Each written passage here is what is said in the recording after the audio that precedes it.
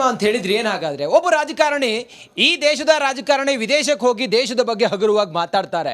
ದೇಶ ಕಾಯುವಂಥ ಯೋಧ ಅಲ್ಲಿ ವಿರೋಧಿಗಳ ಅಥವಾ ಶತ್ರು ರಾಷ್ಟ್ರದ ವಿರುದ್ಧ ಸೆಟೆದೆದ್ದು ಹೋರಾಟ ಮಾಡ್ತಿರ್ಬೇಕಾದ್ರೆ ದೇಶದ ಬಗ್ಗೆ ಜವಾಬ್ದಾರಿ ಸ್ಥಾನದಲ್ಲಿರುವಂಥ ವ್ಯಕ್ತಿಗಳು ಹಗುರವಾಗಿ ಮಾತನಾಡುವಂಥ ಸಮಯದಲ್ಲಿ ತಾವೊಬ್ಬರು ಸೇವೆಯಲ್ಲಿರುವಂಥ ಯೋಧ, ತಮ್ಗೇನು ಅನ್ನಿಸ್ತು ಸರ್? ಮೊದಲನೇದಾಗಿ ನಾನು ಈ ರಿಪಬ್ಲಿಕ್ ಟಿ ವಿಯ ಮಾಧ್ಯಮದವರಿಗೆ ಜೊತೆ ನಮ್ಮ ಎಸ್ಪೆಷಲಿ 7 ಕೋಟಿ ಕನ್ನಡಿಗರಿಗೆ 78ನೇ ಸ್ವಾತಂತ್ರ್ಯ ಶುಭಾಶಯಗಳನ್ನ ಹೇಳೋಕ್ಕೆ ಪ್ರಯತ್ನ ಮಾಡ್ತೀನಿ.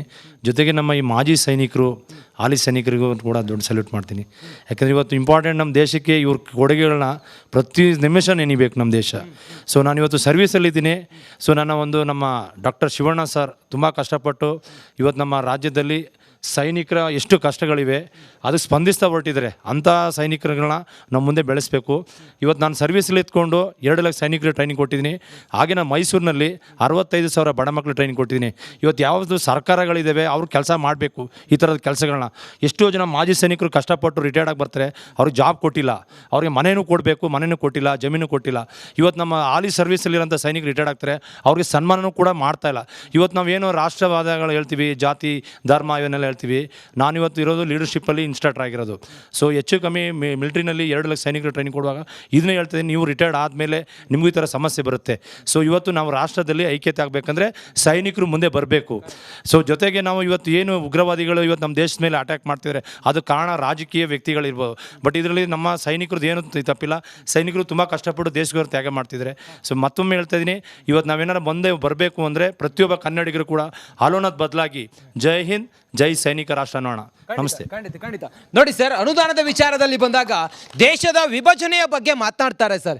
ಇಂಥ ವಿಚಾರಗಳೆಲ್ಲ ತಮ್ಮ ಕಿವಿಗೆ ಬಂದಾಗ ಎಷ್ಟು ನೋವಾಯಿತು ಸರ್? ಸರ್ ತುಂಬಾ ನೋವಾಗುತ್ತೆ. ನಾನು ಎಲ್ಲ ನಮ್ಮ ಸೈನಿಕರ ಮನಸ್ಥಿತಿನ ಮಾತಾಡ್ತಾ ಇದ್ದೀನಿ. ನಾನು ಎಲ್ಲರೂ ತಿಳ್ಕೊಡಿ, ನಮ್ಮ ಎಲ್ಲ ಸೈನಿಕರಲ್ಲೂ ಒಂದೇ ರಕ್ತ, ನಮ್ಮ ರಕ್ತದ ಕಣಗಳಲ್ಲೂ ದೇಶಭಕ್ತಿ ಉಕ್ಕಿ ಹರಿತಾ ಇದೆ.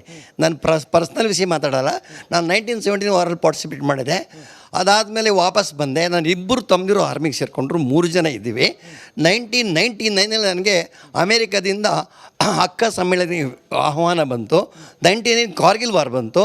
ಕಾರ್ಗಿಲ್ ವಾರ್ಗೆ ಹೋಗೋದಕ್ಕೋಸ್ಕರ ಅಮೇರಿಕಾ ಕ್ಯಾನ್ಸಲ್ ಮಾಡಿ ಉಳ್ಕೊಂಡಿದ್ದೀನಿ. ಅದೇ ಥರ ನಮ್ಮ ಎಲ್ಲ ಸೈನಿಕರು ಈಗಲೂ ಕರೆದ್ರು ಯಾವುದೇ ವಾರ್ಗೂ ನಾವು ಹೋಗೋಕ್ಕೆ ರೆಡಿಯಾಗಿದ್ದೀವಿ. ನಮ್ಮ ಹೆಂಡತಿ ಮಕ್ಕಳು ಆಸ್ತಿ ಎಲ್ಲ ಬಿಟ್ಟು ಹೋಗೋಕ್ಕೆ ರೆಡಿಯಾಗಿದ್ದೀವಿ. ಅದೇ ಥರ ನಮ್ಮ ಜೊತೆ ರಾಜಕೀಯ ಮಕ್ಕಳು, ಸಿನಿಮಾ ನಟರು ಯಾರು ಬರ್ಲಿಕ್ಕೆ ರೆಡಿ ಇದ್ದೀರಾ? ಇವರಲ್ಲಿರೋ ಜೋಸ್ ಅವರಲ್ಲಿ ಇದೆಯಾ? How is the Jose? ಈ ನಮ್ಮ ಜೋಸು ಯಾವಾಗಲೂ ನಮ್ಮ ದೇಶಕ್ಕೋಸ್ಕರ ಮುಡಿಪಾಕಿಟ್ರಿ ಸರ್. ದೇಶ ಪ್ರೇಮ ಅಂತ ಹೇಳಿದ್ರಿ ಏನು ಸರ್? ಮೊದಲನೇದಾಗಿ ದೇಶ ಪ್ರೇಮ ಅನ್ನೋದಕ್ಕೆ ನಂದು ಒಂದು ಚಿಕ್ಕ ಉದಾಹರಣೆ ಕೊಡ್ತೀನಿ. ನನ್ನ ಹೆಸರು ಸುಭಾಷ್ ಚಂದ್ರ ತೇಜಸ್ವಿ ಅಂತ. ನಮ್ಮ ತಂದೆ, ನಾನು ಒಬ್ಬನೇ ಮಗ ನಮ್ಮ ಮನೇಲಿ. ನಮ್ಮ ತಂದೆ ನನಗೆ ಹೆಸರಿಟ್ಟಿದ್ದು ಸುಭಾಷ್ ಚಂದ್ರ ಬೋಸ್ ಅವ್ರ ಫೋಟೋನ ನನ್ನ ಎದುರುಗಡೆ ಹಾಕಿದರು. ಅವ್ರ ಥರ ಸೈನಿಕರಾಗಬೇಕು, ಇಲ್ಲ ಅಂದರೆ ದೇಶ ಸೇವೆ ಮಾಡಬೇಕು, ಆ ರೀತಿಯಾದಂಥ ಒಂದು ಕೆಲಸ ನೀನು ಮಾಡಬೇಕು ಅಂಥೇಳಿ ನಮ್ಮ ತಂದೆಯವರು ಮೊದಲಿನಿಂದನೂ ಭಗತ್ ಸಿಂಗ್ ಕಥೆಗಳಿರ್ಬೋದು, ಅಂಬೇಡ್ಕರ್ ಚಿಂತನೆಗಳಿರ್ಬೋದು, ಈ ಸುಭಾಷ್ ಚಂದ್ರ ಬೋಸ್ ಅವರ ಸಾಧನೆಗಳ ಬಗ್ಗೆ, ಅವ್ರಿಗೆ INA ಕಟ್ಟಿದ್ರ ಬಗ್ಗೆ, ಇದ್ರ ಬಗ್ಗೆನೇ ನನಗೆ ಬೋಧಿಸ್ತಾ ಬಂದಂಥವ್ರು. ಮೊದಲನೇದಾಗಿ ನನ್ನ ತಂದೆಯವ್ರನ್ನ ಈ ಸಮಯದಲ್ಲಿ ಖಂಡಿತವಾಗ್ಲೂ ನಾನು ನೆನೆಸ್ಕೋಬೇಕು. ಹಾಗಾಗಿನೇ ನಾನು ಏನೇ ಆದ್ರೂ ಸೈನ್ಯಕ್ಕೆ ಹೋಗಬೇಕು ಅನ್ನೋದೊಂದು ಹಠ ಇತ್ತು. ಆ ಹಠದ ಮೂಲಕವೇ ನಾನು ಸೈನ್ಯಕ್ಕೆ ಹೋದೆ. ನಿಮಗೆಲ್ಲ ಗೊತ್ತಿರ್ಬೋದು, ಇವತ್ತು ಏನಾದರೂ ಒಂದು ಸಿನಿಮಾ ಹೀರೋಗಳನ್ನು ಎಷ್ಟು ವರ್ಷಗಳಿಂದ ನೆನಪಿಟ್ಕೊಂಡಿರ್ತಾರೆ. ಆದರೆ ಇದೇ 2016ರಲ್ಲಿ ಸಿಯಾಚಿನ್ ಗ್ಲೇಷಿಯರ್ನಲ್ಲಿ ಒಂದು ಅಪಘಾತ ಆಗುತ್ತೆ, ಅವಲಾಂಚ್ ಬರುತ್ತೆ. ಸುಮಾರು 1 ಕಿಲೋಮೀಟ್ರ್ ಸುತ್ತಳತೆಯಲ್ಲಿ ಒಂದು ಐಸು ಬೀಳತ್ತೆ, 40 ಅಡಿಗಳಷ್ಟು ಆಳ ಐಸು ಬೀಳತ್ತೆ. ಅದರಲ್ಲಿ ನಮ್ಮ ದೇಶದ 10 ಜನ ಸೈನಿಕರು ಅದರಲ್ಲಿ ಸಿಕ್ಕಾಕೊಳ್ತಾರೆ. ಅವತ್ತು ಅಲ್ಲಿ ಸಿಕ್ಕಾಕೊಂಡಂಥ ಜಾಗದಲ್ಲಿ ಅವತ್ತು ರೆಡಿ ಇದ್ದಂಥ ವ್ಯಕ್ತಿ, ನಾನು ಕೂಡ ಅದೇ ಜಾಗದಲ್ಲಿ ಸರ್ವಿಸ್ ಮಾಡಿದಂಥವನು. 15 ದಿವಸ ಅಲ್ಲಿ ನಾವು ಅವ್ರನ್ನ ಐಸಿನಿಂದ ಮೇಲೆ ಎತ್ತೋದಕ್ಕೆ ಪಟ್ಟಂಥ ಶ್ರಮ ಇದೆಯಲ್ಲ, ಆ ರೆಸ್ಕ್ಯೂನ ನಾವು ಯಾವತ್ತೂ ಮರೆಯೋಕ್ಕೆ ಸಾಧ್ಯ ಇಲ್ಲ. ಆ ಹನುಮಂತಪ್ಪ ಕೊಪ್ಪದ್ ಮತ್ತು ನಾಗೇಶ್ ನನ್ನ ಸ್ನೇಹಿತರು ಅನ್ನೋದಕ್ಕೆ ಭಾಳ ಹೆಮ್ಮೆಯಿಂದ ಹೇಳ್ಕೊಳ್ತಾ ಇದ್ದೀವಿ. ಈ ರೀತಿಯಾದಂಥದ್ದನ್ನು ಕೇವಲ ಈ ರೀತಿ ಕಾರ್ಯಕ್ರಮಗಳು ನಮ್ಮ ರಾಷ್ಟ್ರೀಯ ಹಬ್ಬಗಳ ದಿನಾಚರಣೆಯಲ್ಲಿರ್ಬೋದು ಅಥವಾ ಕಾರ್ಗಿಲ್ ವಿಜಯ ದಿವಸಗಳಂಥ ಸಂದರ್ಭ ಇರ್ಬೋದು, ಈ ಸಂದರ್ಭಗಳಿಗೆ ಮಾತ್ರ ಇದು ಸೀಮಿತವಾಗಬಾರ್ದು. ಈ ಕಾರ್ಯಕ್ರಮಗಳು ಪ್ರತಿದಿನ ನಮ್ಮ ಮಕ್ಕಳಲ್ಲಿ ಮುಂದಿನ ಪೀಳಿಗೆಗೆ ಈ ರೀತಿಯಾದಂಥ ಕಥೆಗಳನ್ನು ಹೇಳ್ತಾ ಪ್ರತಿಯೊಂದು ದಿವಸ ನಾನು ಅವರಲ್ಲಿ ರಾಷ್ಟ್ರಪ್ರೇಮ ಮೂಡ್ತಕ್ಕಂಥ ಕೆಲಸವನ್ನು ಮಾಡಬೇಕು ಅಂತಕ್ಕಂಥದ್ದು ತಮ್ಮೆಲ್ಲರಿಗೂ ಕೂಡ ನಾನು ಕಳಕಳಿಯಿಂದ ಕೇಳ್ಕೊಳ್ತೀನಿ. ಕಾಶ್ಮೀರ, ಜಮ್ಮು ಕಾಶ್ಮೀರ ವಿಚಾರದಲ್ಲಿ ಸೈನಿಕರ ವಿಚಾರ ಅಂತ ಹೇಳಿ ಬಂದ್ರೆ ಕೆಲವರು ಹೇಳ್ತಾರೆ ರಾಜಕಾರಣ ಮಾಡ್ತಿದ್ದಾರೆ ಅಂತ ಹೇಳಿ. ಸರ್ ತಮ್ಗೇನನ್ಸುತ್ತೆ? ನಿಜವಾಗಲೂ ಹೇಳ್ಬೇಕಂದ್ರೆ ಕನ್ನಡ RTV ನಂದೊಂದು ಬಿಗ್ ಸಲ್ಯೂಟ್ ಹೇಳ್ತಿದ್ದೀನಿ ಈ ಸಮಯದಲ್ಲಿ. ಇವತ್ತು ರಾಜಕಾರಣ ಹೇಗೆ ನಡೀತಿದೆ ಅಂತ ಹೇಳಿದ್ರೆ ಅವ್ರಿಗೆ ದೇಶ ಮುಖ್ಯ ಅಲ್ಲ, ರಾಜಕೀಯನೇ ಮುಖ್ಯ. ಇವತ್ತು ಈಗ TV ಚಾನಲಲ್ಲಿ ದಿನ ಬೆಳಗಾದರೂ ನೋಡ್ತೀವಿ ನಾವು, ಅವ್ರ ವಿಷಯ ಇವ್ರ ವಿಷಯ ಬಿಟ್ಟರೆ. ಈಗ ನಮ್ಮ ತುಂಗಾಭದ್ರಾ ಫಾರ್ ಎಕ್ಸಾಂಪಲ್ ಹೇಳ್ತಿದ್ದೀನಿ, ತುಂಗಾಭದ್ರಾ ಡ್ಯಾಮು ಒಡೆದು ಹೋಗ್ಲಿಕ್ಕೆ ಶುರು ಇದೆ. ಸುಮಾರು ಒಂದು 100 ವರ್ಷದ ಹಿಂದಿಂದು ಡ್ಯಾಮ್ ಅಂತ ಹೇಳ್ತಿದ್ದಾರೆ ಈಗ.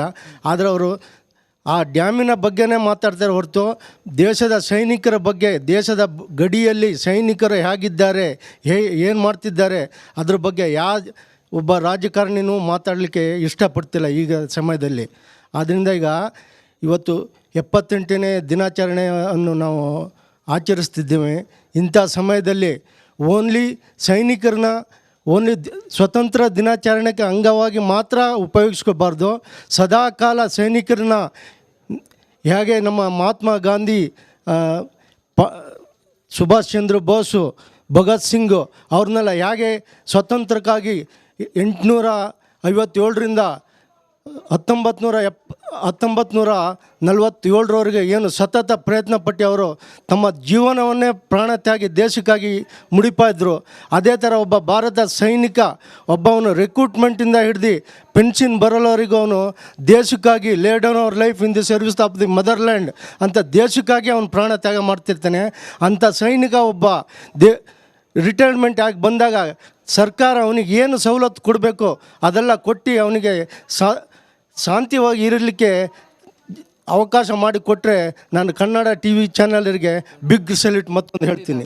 ಖಂಡಿತ ನಮ್ಮ ಅಜೆಂಡವೇ ದೇಶ ಮೊದಲು, ಜೈ ಜವಾನ್ ಜೈ ಕಿಸಾನ್. ನಮ್ಮ ತಾವು ವೀರ ನಾರಿ, ತಮಗೆ ಎಷ್ಟು ಹೆಮ್ಮೆ ಇದೆ ತನ್ನ ಪತಿ ಅಥವಾ ತನ್ನ ಮಗ ಅಥವಾ ತನ್ನವರು ದೇಶ ಸೇವೆ ಮಾಡ್ತಿದ್ದಾರೆ ಅನ್ನೋದು?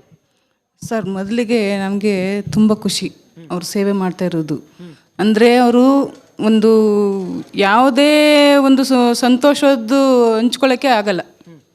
ಸೈನ್ಯದಲ್ಲಿ ಸೇರಿರೋರು ಏನು ಮಾಡೋಕ್ಕಾಗಲ್ಲ ಸರ್. ಅವರು ಒಂದು ಮಗುಗೆ ಅವರ ಹೆಂಡತಿ ಜನ್ಮ ಕೊಟ್ಟವಳೆ ಅಂದರೆ ಆ ಮಗುನು ಕೂಡ ಅವರು ಬಂದು ನೋಡೋಕ್ಕಾಗಲ್ಲ. ಅವರು ಒಂದು ತಾಯಿ ತಂದೆ ತೀರೋಗವ್ರೆ ಅಂತಂದರೆ ತಕ್ಷಣಕ್ಕೆ ಬಂದು ಅವ್ರ ಮುಖ ನೋಡೋಕ್ಕಾಗೋದಿಲ್ಲ ಸರ್. ಅವರು ಅಷ್ಟು ಕಷ್ಟಪಟ್ಟು ಅವರು ದುಡಿಮೆ ಮಾಡ್ತಾರೆ. ಇಲ್ಲಿರೋರು ಸಾಮಾನ್ಯ ಜನರು ಎಲ್ಲರೂ ಒಂದು ಬರ್ತಡೇ ಅಂದರೆ ಬೇಕಾದಂಗೆ ವಿಜೃಂಭಣೆಯಿಂದ ಆಚರಿಸ್ತಾರೆ. ಒಂದು ಮದುವೆ ಸಮಾರಂಭ ಆಚರಿಸ್ತಾರೆ. ಪ್ರತಿ ಒಂದು ಹಬ್ಬ ಹುಣ್ಣಿಮೆ ತುಂಬ ಅದ್ದೂರಿಯಿಂದ ಮಾಡ್ತಾರೆ ಸರ್. ಆದರೆ ನಾವು ಇವಾಗಲೂ ನಾವು ಮಾಡೋಕ್ಕಾಯ್ತಾ ಇಲ್ಲ ಸರ್. ನಮ್ಮ ಮನೆಯವ್ರನ್ನ ಕಳ್ಕೊಂಡಿದ್ದೀವಿ, ಆದರೂ ಇವಾಗಲೂ ನಾವು ಮಾಡೋಕ್ಕಾಯ್ತಾ ಇಲ್ಲ. ನಿಮ್ಮ ಹೆಸರು ಹಾಗೆ ನಿಮ್ಮ ಮಾಡಕ್ಕೆ? ನಮ್ಮ ಹೆಸರು ಸುಜಾತ ಅಂತ ಸರ್. ನಮ್ಮ ಹೆಸರು. ಅದೆಷ್ಟು ಹೆಮ್ಮೆ ಇದೆ ಅಮ್ಮ, ನನ್ನ ಗಂಡ ಅಥವಾ ನನ್ನ ಪತಿ ದೇಶಕ್ಕೋಸ್ಕರ ಪ್ರಾಣ ಕೊಟ್ಟ ಅನ್ನೋ ಹೆಮ್ಮೆ ಎಷ್ಟಿದೆ ತಮಗೆ? ತುಂಬಾ ಹೆಮ್ಮೆ ಇದೆ ಸರ್. ನಮಗೆ ತುಂಬಾ ಹೆಮ್ಮೆ ಇದೆ. ನಮಗೆ ತುಂಬಾ ಹೆಮ್ಮೆ ಇದೆ. ನಮ್ಮ ದೇಶದಲ್ಲಿ ಇರೋರು ಒಂದು ಮೂಲೆನಲ್ಲೂ ಎಲ್ಲರೂ ಹೋಗಿ ಸೈನಿಕ ಸೇರ್ಬೇಕು. ಅವ್ರ ಜೀವದ ಮೇಲೆ ಅವರು ಯಾವತ್ತೂ ಭಯ ಪಡ್ಕೋಬಾರ್ದು, ಧೈರ್ಯದಿಂದ ಮುನ್ನುಗ್ಬೇಕು. ಪ್ರತಿಯೊಂದು ಮನೆಯಲ್ಲೂ ಸೈನಿಕ ಸೇರ್ಬೇಕು. ಸೈನಿಕ ಸೇರಿ ನಮ್ಮ ದೇಶನ ಕಾಪಾಡಬೇಕು. ನಮ್ಮ ದೇಶ ಇದು ದೇಶ ಪ್ರೇಮ, ಇದು ನಮ್ಮ ದೇಶ ಅಂತ ಹೇಳಿದ್ರೆ. ಅಮ್ಮ ಹೇಳಿ, ತಾವೇನು ಹೇಳ್ತೀರಿ? ಇವತ್ತು 78ನೇ ಸ್ವಾತಂತ್ರ್ಯ ದಿನಾಚರಣೆಯ ಸಂಭ್ರಮದಲ್ಲಿ ನಾವಿದ್ದೀವಿ. ಎಷ್ಟು ಹೆಮ್ಮೆ ಇದೆ ತಮಗೆ, ಹೇಳಿಮ್ಮ. ನನ್ನ ಹೆಸರು ಸ್ವರೂಪರಾಣಿ ಅಂತ. ನಮ್ಮದು ಮಿಲ್ಟ್ರಿ ಕುಟುಂಬನೇ. ನಾವು, ನನ್ನ ಗಂಡ, ನನ್ನ ಮೈದ, ನಮ್ಮ ತಮ್ಮದಿರು ಇಬ್ಬರು ಇದ್ದಾರೆ ಮಿಲ್ಟ್ರಿನಲ್ಲಿ. ಬಟ್ ನಾನು ಹೇಳೋದು, ನಮ್ಮ ಕೈಲಿ ಮಾಡಕ್ ಹೋಗೋದು ನಮಸ್ಕಾರ ಅಷ್ಟೇ ಅಮ್ಮ, ದೊಡ್ಡ ನಮಸ್ಕಾರ. ಇಡೀ ಕುಟುಂಬನೇ ದೇಶಕ್ಕೋಸ್ಕರ ಅಂತಂದ್ರೆ ಇದಕ್ಕಿಂತ ನಾನೊಂದು ಮಾತು ಹೇಳಕ್ಕೆ ಬರ್ತೀನಿ. ಏನು ಅಂತಂದರೆ, ನನಗೆ ಈ ರಾಜಕೀಯದವ್ರು ನಮ್ಮ ಸೈನಿಕರ ಕುಟುಂಬಕ್ಕೆ, ಸೈನಿಕರು ಕಷ್ಟಪಡೋದು ಸೈನಿಕರಿಗೆ ಗೊತ್ತಾಗುತ್ತೆ, ಬೇರೆಯವ್ರಿಗೆ ಯಾರಿಗೂ ಗೊತ್ತಾಗೋದಿಲ್ಲ. 71 ವಾರ್ನಲ್ಲಿ ಅಟೆಂಡ್ ಆಗ್ಬಿಟ್ಟು ಬಂದಿದ್ದಾರೆ ನನ್ನ ಗಂಡನು. ಬಟ್ ಏನಾಗಿದೆ ಅಂತ ಅಂದರೆ, ಇಲ್ಲಿ ರಾಜಕೀಯದವರು ಸೈನ್ಯ ಅಲ್ಲಿ ಯುದ್ಧ ಮಾಡ್ತಿರುವಾಗ ಅದನ್ನು